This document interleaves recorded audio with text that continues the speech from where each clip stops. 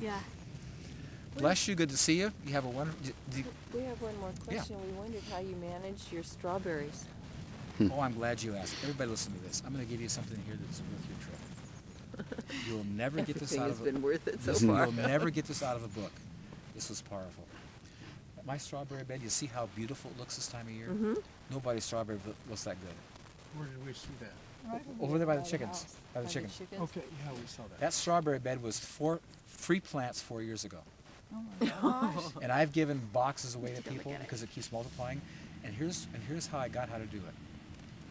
You ever do strawberries? You know when you plant them, they produce really great first, and then over time, because they send out runners and the bed gets very compacted, they produce less and less. And then you have to go in there and take out the old plants and create airspace, and it's really hard because they're all intermixed, and it's a lot of work. It's a mess, a terrible mess. A mess. And so I'm telling God, I says, now God, you says your yoke is easy, your burden's light. I says, this isn't. How would you approach this? This is a pain in the neck. It is. I says, now how would you approach it? You know what he told me to do? Every fall, bury the entire strawberry bed with wood chips. Now, when are you going to do that? I'm not doing it this year because all my plants are young. Look at them. There's no old plants out there. So I'm thinking, like, I'll skip this year because I don't have anything old to get rid of. They're all good. So then, For the last several years, I've buried the entire bed with wood chips, and here's what's so how cool. deep? Not deep, just enough to cover. It doesn't take a lot because, you know, they're fluffy, and a little bit puts them right down. Yeah. But here's what happens. All those leaves under the wood chips become immediate compost that feed those plants. And here is the beauty that happens in spring. In spring, all winter long, you saw no ugly leaves. You have this total cover of beautiful wood chips. It looks gorgeous, not ugly. And in spring, you get so excited. All of a sudden, out of these wood chips start poking out these young, healthy plants. So the new ones come up. And the old ones, because they're weak, can't push the wood chips, and they compost, and they're gone. And you have these totally staggered, not crowded young plants. So you don't have any more old plants? No old plants. And it's 20 minutes compared to hours of thinning, and you got that beauty.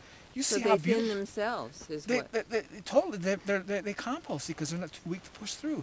And they come through totally staggered, not crowded, and it's like this, like, and it's 20 minutes compared to hours of thinning. And then it's cool looking all winter. So this is Good. this is That's what awesome. I'll I'm do. telling you, you're gonna love it when you see what comes back and how beautiful. When people come into this shock, I mean, their eyes, like, this is so sweet, and I'm getting wet. It's just like and I never water. It's all about roots. It's just, I mean, it's so incredible. And you look, and you see that grade is definitely higher than the rest because I keep adding wood. But I'm finding now that I'll skip this year because it's all new, and probably next year I'll cover it. How do you know it's all, You well, look at the it was- plants. You know, you see old plants. They're small and kind of like. So you might have some second-year plants in there too. Might, but they're all like totally they're going to produce heavy, and so I'm just looking at it thinking, well, I'm going to take the year off. Let's take a break. You know, convenient. They look good, and I'll watch, and I'm sure next year will be fine, and I think next year I'll probably put a cover over it. You know, but you're getting to the place where because you're connected, and you're watching what's happening, you're starting to really see things you won't get out of books, and you're really paying attention, and so you're ahead of all the rest who are going by the book that doesn't work. Because you're looking and you start developing that awareness, and you can just really track in and just really get the steps down. And again, it's just a consciousness, an awareness. You know, so we've been so separated by taking us out of life into school, depending on books, that we're not connected to the earth without paying attention. Well, I'm shifting. Watching and afraid And to I'm- go against Yeah, what and everybody is I'm telling finding that everything I do everything they say you can't, and I love it. It just I was raised by Swiss Germans, and I think a German stubbornness just has a ball saying I can do something I can't, and so I always plant things in the same place because I don't rotate Now crops. that is the most wonderful. It's discovery. it's so convenient, and so it's Yes. just such a pleasure to do things everybody else can't. Where do you plant your potatoes? Down there over by the pond, Oh, way down there? and why I do it by the pond is because potatoes like water. And underneath the ground there, because the pond seeps, it sub-irrigates. So on your place, 40 acres, your lowest, wettest spot you can't use for anything else is a perfect place to grow potatoes. And you can have them for life. And they're not going to get flooded. Do they need a lot of sun? We have. They're not going to get flooded. Here's why. The rainforest down here, it's 15 feet Oh my gosh. of annual rainwater. You're not even close. And there's no flooding here. And here's the beauty. That's what I so love about the cover. It takes all those negative places and gives you like compounding interest. Now all of a sudden, all that moisture is an asset. I don't have to water. It's there in the ground. Feed my potatoes. And it's not an issue. It's a benefit. Where before now I had a mud pot. Now it's like an asset. The covering just changes everything. It's just so. And I'll just tell you what's so cool about that. You see, in traditional farming potatoes, they got to rotate across because if they plant in the same place, they get scabby. Boy, immediately. Yes, I always have potato scab. Now listen to this. Don't I've been know. growing potatoes there for 26 years in the same place. And every year they're getting bigger and cleaner. Yes. So you did have scab at one point? When I first started, yeah, because it was funky ground. And It you was kept dirt. working with it. And I've completely overcome that. You know what's so cool? And here you'll love this. This is the first fruits. Remember how the Israelites were taught to give God back the first fruits? And he said he'd bless them. Do with potatoes. I take my biggest, best shaped potato and put it back in the ground every time I harvest. And my potatoes today are superior, way bigger than the ones I planted 26 years ago because I plant my biggest back and keep improving my seed stock. Same with garlic. You saw in my film the size of that garlic, and that wasn't elephant garlic, it's Italian red. Because I plant my biggest cloves back every year, I keep getting bigger stuff. And so you always see people out there that are cutting potatoes, putting the little ones back to seed. Yeah. Well, put your best back for seed and improve your seed stock. And this is why I'm going to put a whole potato in the ground, man. It's putting out so many eyes. I get such an abundance of potatoes, and they're huge because I'm investing in my future. And here, people out there, planting the little ones and cutting them. It's just so brain dead how we are. Put your best back.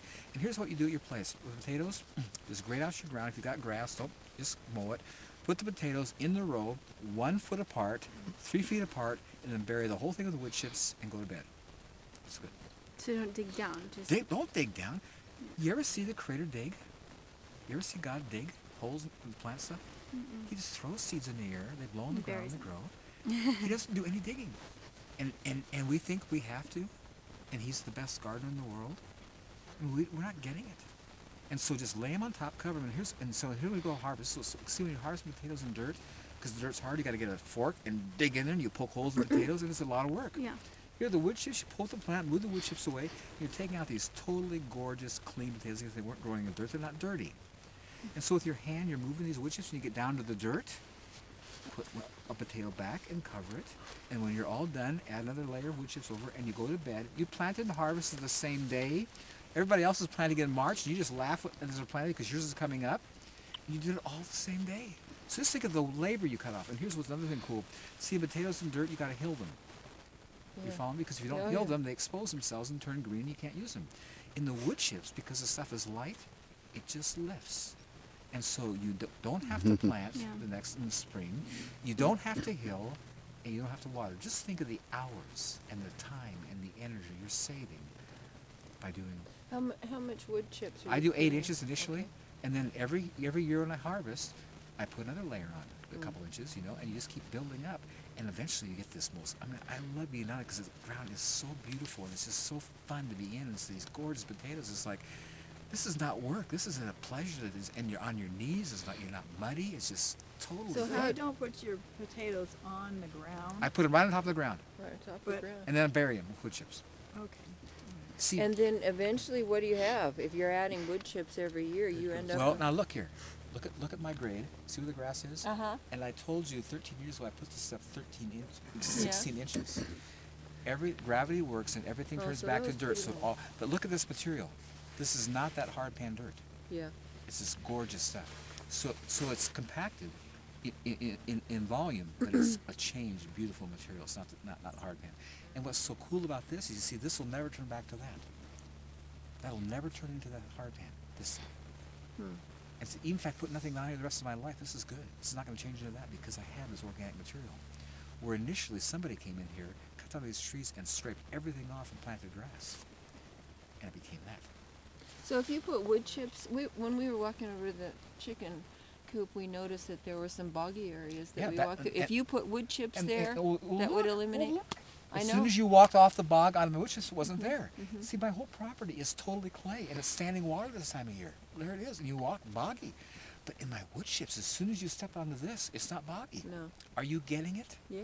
Are you getting those wet spots? Is there too much water? Not in this. Yeah. You see, you solved all those issues. This is what is just so Well, we have a huge. sandbox. We don't have Doesn't any matter. clay. Sand's Yeah, but sand it is, needs tilth. It needs. this will bring it.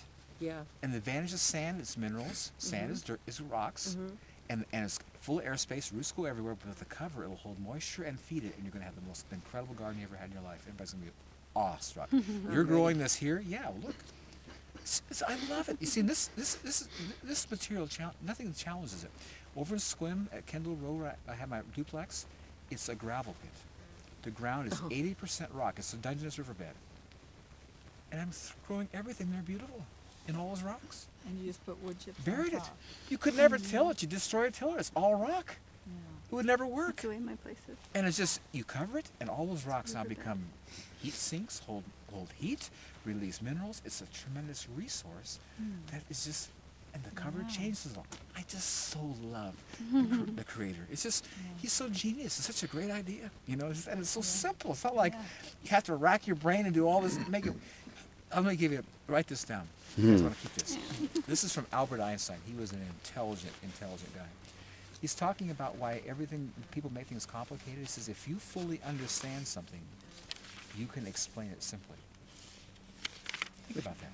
If you fully understand it, you can explain it very simply. And they made this comment. He says, if the solution is simple, God is answering.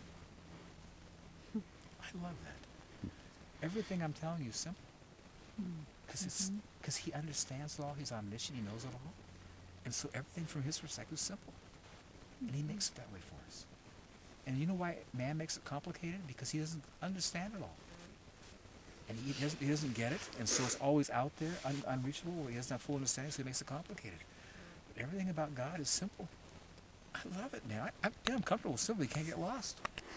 Safe place.